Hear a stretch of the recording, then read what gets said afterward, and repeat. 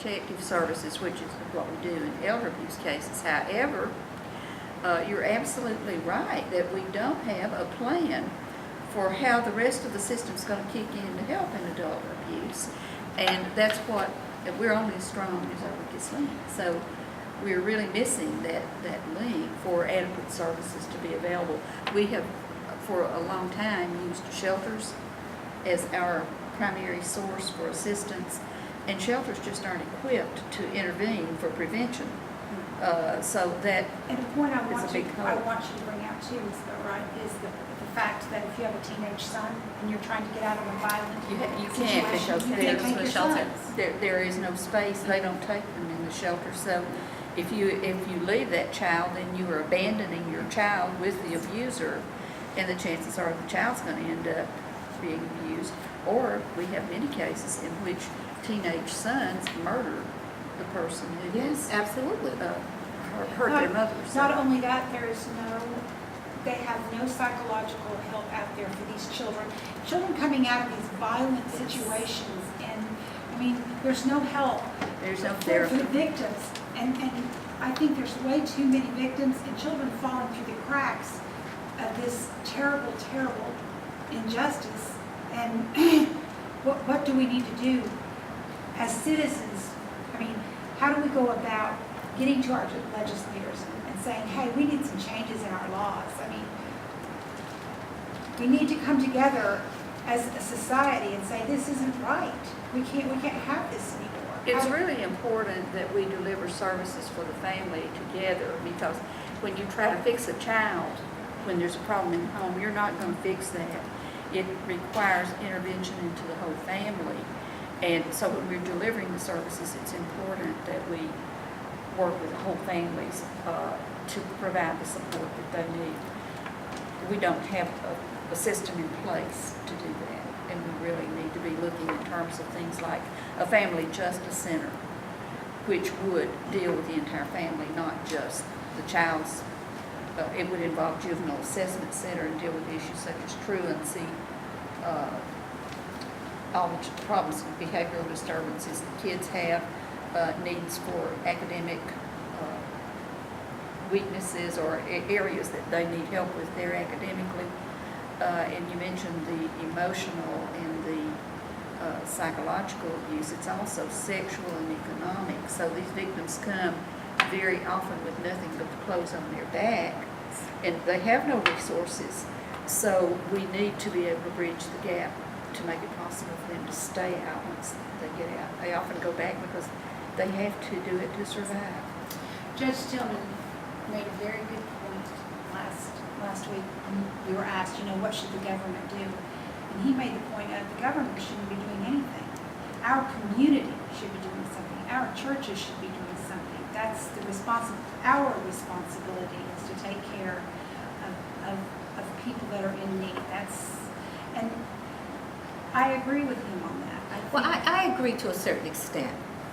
Yes, the community should play an active role, from your churches to your communities, but unless you actually have government intervention in terms of laws and changing in the legal system, churches can't do that. Communities cannot do that. So it's a dual role that has to be paid. So when we start talking about government can't do it, yes, government has to do it.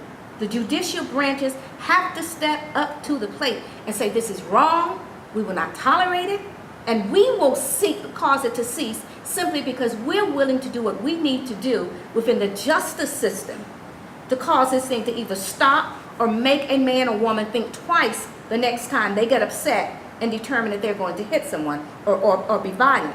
Now, in terms of the roles of being able to protect people, yes, there was a time when you could go to your churches and your other communities. But what we're failing to understand, and from this study showed, sometimes it's some of the judges, it's some of the attorneys, it's some of the preachers, it's some of the outstanding community people who are the abusers. And so therefore you get into a touchy situation where if you're depending upon a church to step in and to help, and there is a pastor there that's beating the hell out of his wife, do you think you're going to get any assistance there? Absolutely not, because First Lady may start talking, about her abuses. And so I believe that we all have to work together on this, but we can't exclude anything. We have to look at social services. And if we can have social services for other areas, certainly we can have social services for areas of concern as to domestic violence. If we're protecting children, we're protecting the elderly, then we ought to protect in the instances of domestic violence, because this is far more impacting than just the victim. These are the children that are involved. These are emotional issues that they take to school with them. The acting out, the emotional trauma that they have that's untreated simply because domestic violence is being kept so quiet. This is a quiet disease. It's a quiet social disease, and it has been well protected going down through the years.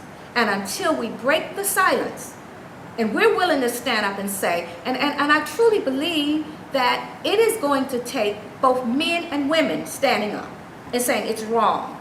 But I also believe it's going to take women leading the way and waving the flag and saying, this is happening to me. Because for some reason, we're thinking that this is happening maybe every now and then, or she made me mad and I hit her. But we've got to come to the conclusion that this is not just a small thing. This is an epidemic, and it has to stop. And we have to join together with every source possible, whether it's government, community, or social services, or whatever. We have to put all of them together to work.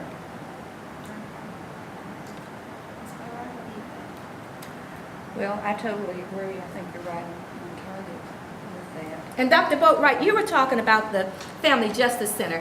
We need a Family Justice Center. I agree.